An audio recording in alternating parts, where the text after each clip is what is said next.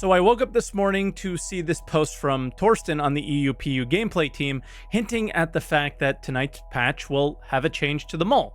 But what also came in the patch really surprised me.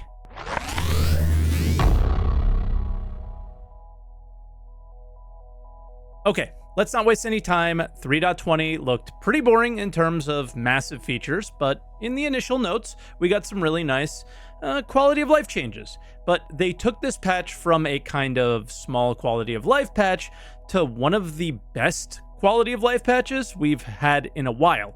In my sneaky 3.20 changes video last week, I spoke about the fact that you have a lot of granular control over who can send you friend requests. Well, they took that to another level and allowed the same control to who can call you. Now, I like this change. Giving players control is always good, but this could remove the ability to hail a ship, and given the incredibly inconsistent voice over IP system, I think this change is less than ideal for now. VoIP needs a lot of improvements, like working consistently in general.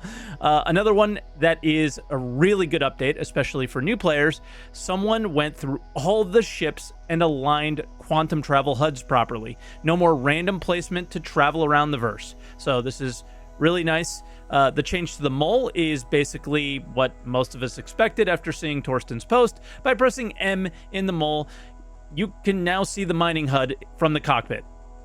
You can't use the mining lasers, but you can easily scan rocks around you and see the timer on explosive material. I was hoping for something like this, but I think I would have liked the captain of the ship to have a bit more control over the turrets. When landing, if someone occupies like one of the side turrets, then you can't land. I think pressing M could also maybe extend or contract them. That might be cool. And well, they just said they fixed the invisibility bug. And now we've seen many a bug fix not actually be fixed, but the fact that they're onto something here is something worth noting. And the only way to find out is kind of playing Ghost Hollow, SPK, or Jumptown to truly be sure, because this is where we've noticed the issue the most. Now, the largest quality of life change from a gameplay standpoint, logging out is getting a major change. If you've been involved in combat recently and you decided to log out, you will be left in the game for a period of time. You can no longer avoid bounty hunters or other PvP scenarios by logging out. This is a standard in nearly every multiplayer game, especially MMOs, and I'm sure the comments down below about how long it took them to get here will, be out there. Yes, it's wild how long it's taken, but we're here, and I'm grateful. And that was just tonight's patch. Let's not ignore the last two patches either. EVA has been fixed, where I'm no longer spazzing out every time I leave my ship, and they fixed that ping issue that we called out last week, so you can actually see your pings now, and they resolved some issues with quantum linking that has existed for easily a year. We are long away from being bug-free in 3.20. The known issues list is still very long, but this is something I've wanted to see from CIG for a long time. Is this a trend in the right direction? I hope so, but none of us should get our hopes up.